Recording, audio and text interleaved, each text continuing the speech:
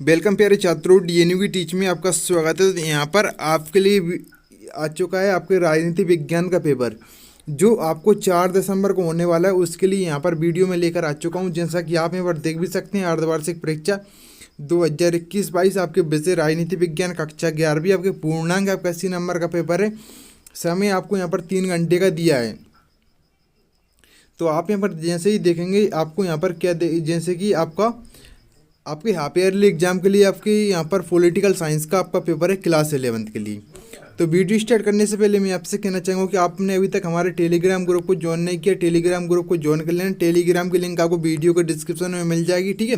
Video के description में जाकर आप टेलीग्राम ग्रुप ज्वाइन कर सकते हैं। टेलीग्राम से आपको बहुत सारे फ़ायदे होने वाले हैं। फर्स्ट फ़ायदा आपका क्या होगा कि हम आपको क्या सभी की जानकारी दे, कितने टाइम पे आपको क्या वीडियो आ रही, कौन सी वीडियो कितने टाइम पर आ रही। दूसरा फ़ायदा ये है कि कोई भी बंदा अगर यूट्यूब पर वीडियो नहीं देख पाता तो ये टेलीग्राम की मदद से उन सभी वीडियो का लाभ ले सकता है जो हमने यूट्यूब पर अपलोड की थी, ठीक है। तो अब हम बिना टाइम वेस्ट की वीडियो स्टार्ट करते हैं। तो आपको यहाँ पर सही विकल्प चुनकर लिखिए। पहला है आपका संविधान सभा की प्रारूप समिति के अध्यक्ष थे तो डॉक्टर राजेंद्र प्रसाद, भीमराव अंबेडकर, नेहरू जी, सरदार वल्लभ भाई पटेल, ठीक है। ये आपको यहाँ पर दी गए हैं। इनके आपको आंसर मैं नेक्स्ट वीडियो में आपको प्रोवाइड करवाऊंगा, ठीक है। नेक्स्ट वीडियो बस देख लीजिएगा, नहीं तो आप थोड़ा वेट करिए, मैं आपको इसी वीडियो में आंसर बता सकता हूँ। विश्व शांति में महत्वपूर्ण योगदान है तो पूंजीवादी राष्ट्र का, सामान्यवादी राष्ट्र का, गुट निरपेक्ष राष्ट्र का और आपको सभी का। तो आपको यहाँ पर ऑप्शन दिए गए हैं। वीडियो में एंड तक बने रहिएगा।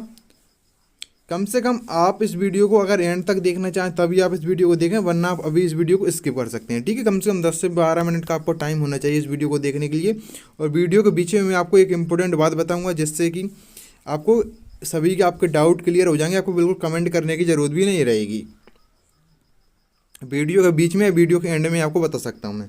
तीसरा को राष्ट्रपति की संवैधानिक स्थिति क्या है। आपको पहला आपको राज्य का अध्यक्ष, सरकार का अध्यक्ष, राज्य व शासन का अध्यक्ष, इनमें से कोई नहीं। इसके बाद हमारा फोर्थ यहाँ पर क्वेश्चन है, सूची प्रणाली किस देश से प्रचलित है।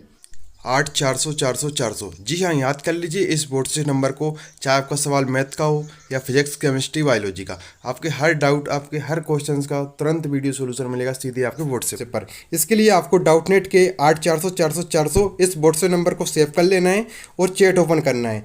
जो भी डाउट हो इसकी आपको यहाँ पर फोटो खींचनी है और अच्छी तरीके से क्रॉप करना है। आपको 5 सेकंड के अंदर आपको इसका वीडियो सोल्यूशन मिल जाएगा। क्लास 6 से 12 IIT, JEE, NEET, CBSE boards और अदर स्टेट बोर्ड के बच्चों के लिए। तो देर किस बात की, 8 400 400 400 पर अपना सवाल व्हाट्सएप कीजिए और अपने डाउट को क्लियर कीजिए। लिंक वीडियो के डिस्क्रिप्शन में है। स्विट्जरलैंड से, रूस से, अमेरिका से, भारत से आपको यहाँ पर ऑप्शन दी गए। 5वें आपका राष्ट्रपति की संकटकालीन शक्तियाँ किस देश के संविधान से ली गई हैं। तो अमेरिका, ब्रिटेन, आपको कनाडा, वाइमर संविधान या जर्मन से। इसके बाद आपको यहाँ पर दिया है नेक्स्ट, सभी दुष्कर्म मन के कारण उपजते हैं, यदि मन रूपांतरित हो जाए तो क्या दुष्कर्म बने रह सकते हैं। एक किसने कहा है। ये गौतम बुद्ध ने, रूसो ने, महात्मा गांधी ने, प्लेटो ने। इसके बाद हम क्या देखते हैं, हम रिक्त स्थान यानी खाली स्थान देख लेते हैं। पहला आपका राष्ट्रपति को कौन से विशेष अधिकार प्राप्त हैं। फिर राज्यसभा में दिल्ली को आपको खालिस्तान स्थान प्राप्त है। इस समय भारत में उच्च न्यायालयों की संख्या है। संसद का उच्च सदन है। चुनाव स्वतंत्र होते हैं। इसके बाद आपको क्या है, किसी राज्य की विधानसभा में से अधिक स्थान नहीं हो सकते। फिर आपका विश्व शांति में महत्वपूर्ण योगदान है। तो इन सभी क्वेश्चंस को आपको अच्छी तरीके से याद कर लेना है। एक भी क्वेश्चंस आपको नहीं छोड़ना है, सभी को अच्छी तरीके से आपको यहाँ पर याद करना है। आपको इनका सॉल्यूशन देख लेना है, नहीं तो मैं हो सकेगा तो इसकी सॉल्यूशन की वीडियो आपको बना के अपलोड कर दूंगा। या तो आपको जैसे सिंपल है, जैसे कि आपको यहाँ पर कुछ क्वेश्चंस बहुत ही यहाँ पर सिंपल। संसद का उच्च सदन है, लोकसभा या राज्यसभा होती है, तो आपका राज्यसभा होता है, निम्न सदन आपका लोकसभा होता है, ठीक है। सही जोड़ी बनाइए, सही जोड़ी आप यहाँ पर देख सकते हैं राज्यसभा की तरह। फिर आपको किस देश का संविधान अलिखित है। फिर आपको नेटिजन, सकारात्मक स्वतंत्रता, भारत में नगरीय प्रशासन किस वायसराय की देन है।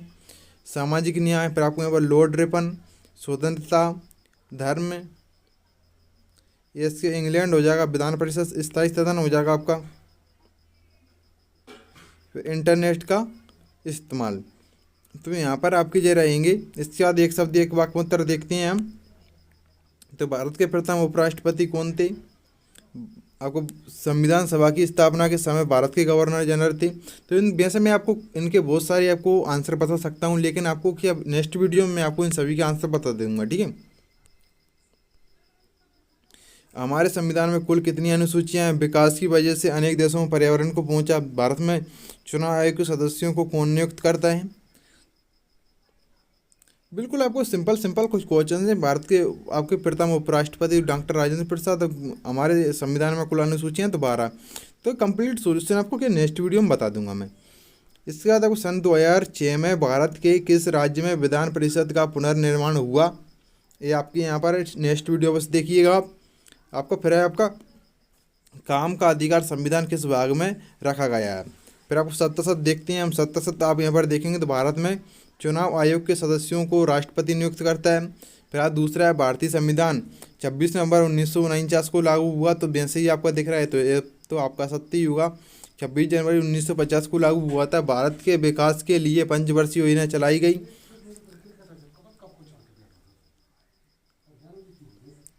संसद का उच्च सदन लोकसभा है, तो ये भी आपका सत्य है, क्योंकि राज्यसभा होता है राष्ट्रपति भारत का प्रथम नागरिक कहलाता है। तो ये आपका सत्य हो जाएगा।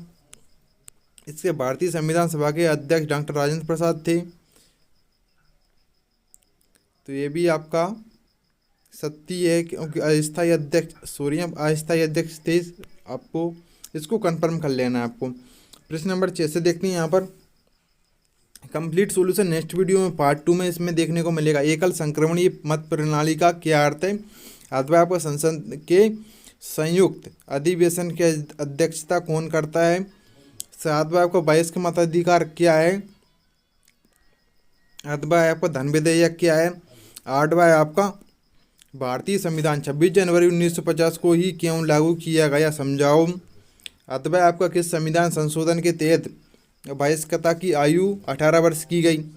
तो आप इनको सभी क्वेश्चंस को आपको अच्छी तरीके से याद कर लेना है, ठीक है। एक भी क्वेश्चन मत छोड़िएगा, क्योंकि यहाँ पर जो क्वेश्चंस मैं आपको बता रहा हूँ वेरी आपके मोस्ट IMP क्वेश्चन, इनमें से आपके क्वेश्चंस बहुत सारे आपको एग्जाम में देखने को मिलेंगे, ठीक है। राज्यसभा को संसद का स्थायी सदन क्यों कहा जाता है? कठोर संविधान कैसे कहते हैं? अथवा आपका फिर आपका 2 राष्ट्रीय राजनीतिक दलों के नाम लिखिए। अथवा आपका 2 क्षेत्रीय राजनीतिक दलों के नाम लिखिए। 11वां आपका भारत में कौन सी कार्यपालिका है? अथवा अमेरिका में कौन सी कार्यपालिका है? 12वां क्वेश्चन से हमारा संसद के संयुक्त अधिवेशन की अध्यक्षता कौन करता है? सभी क्वेश्चन को याद करिएगा और शेयर कर दीजिएगा। अगर आपने इस वीडियो को शेयर नहीं किया हो तो शेयर जरूर कर दीजिएगा इस वीडियो को। लाइक नहीं किया लाइक कर दीजिए, कम से कम 500 से 1000 लाइक तक तो हो ही जाना चाहिए इस वीडियो पर, ठीक है। लाइक कर दीजिएगा, लाइक नहीं किया हो तुम। इसके बाद हमारा अथवा लोकसभा में बहुमत दल का नेता कौन होता है? 13वां हमारे भारतीय संविधान में दिए गए मौलिक अधिकारों तथा मौलिक कर्तव्यों में अंतर बताइए।